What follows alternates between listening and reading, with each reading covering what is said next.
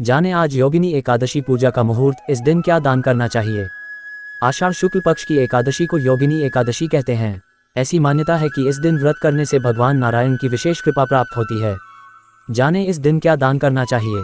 यह व्रत देवशयनी एकादशी से पहले आता है। योगिनी एकादशी, जाने आज योगिनी एकादशी पूजा का मुहूर्त, इस दिन क्या दान करना चाहिए।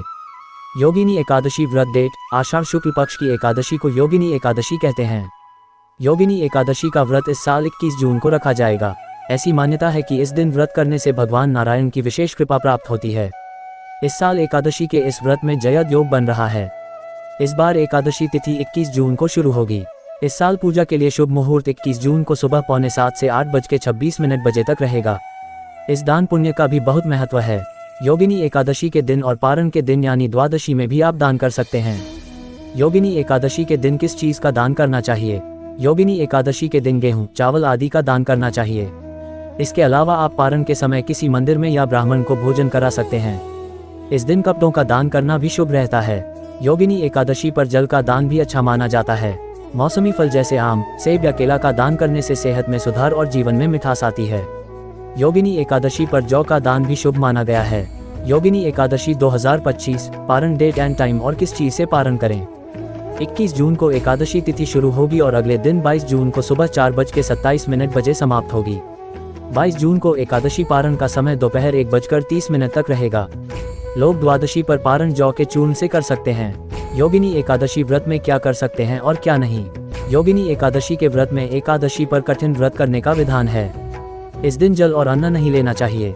अगर कठिन व्रत न कर पाएं तो फल ले सकते हैं और जल भी पी सकते हैं। इस दिन नमक नहीं खाना चाहिए। इस दिन चावल न खाएं। किसी भी तरह से झूठ न बोलें और हिंसा न करें। नशा न करें। किसी को अपने मन, वचन और कर्म से दुखी न करें। ब्रह्मचर्य का पालन करें। हिंदू धर्म में एकादशी व्रत का विशेष स्थान है और योगिनी एकादशी का महत्व अद्वितीय है। भगवान विष्णु को समर्पित ये पवित्र तिथि आषाढ़ मास के कृष्ण पक्ष में पड़ती है। इस वर्ष 21 जून 2025 शनिवार को योगिनी एकादशी मनाई जाएगी। मान्यता है कि योगिनी एकादशी का व्रत रखने से व्यक्ति के समस्त पापों का नाश होता है, उसे स्वास्थ्य लाभ मिलता है और घर में सुख समृद्धि का वास होता है। यह एकादशी न केवल आध्यात्मिक शांति प्रदान करती है, बल्कि जीवन को शुद्ध और पवित्र बनाने में भी सहायक है।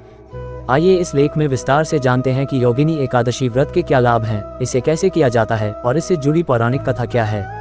पारण का समय। योगिनी एकादशी व्रत का पारण 22 जून 2025 को दोपहर 1:47 बजे से शाम 4:35 बजे के बीच करना शुभ है। हरिवासर द्वादशी तिथि का पहला चतुर्थांश सुबह 9:41 बजे समाप्त होगा, इसलिए पारण प्रातः काल या मध्याह्न के बाद करें। मंत्र। योगिनी एकादशी पर भगवान विष्णु की पूजा के दौरान निम्नलिखित मंत्रों का जप करें। मुख्य मंत्र। ओम नमो भगवते वासुदेवाय 108 बार माला जप। स्नान मंत्र। गंगा च यमुना चैव गोदावरी सरस्वती नर्मदा सिंधु कावेरी जलस्मिन् सन्निधि कुरु। विष्णु मंत्र। ओम नमो नारायणाय या हरे कृष्ण हरे राम।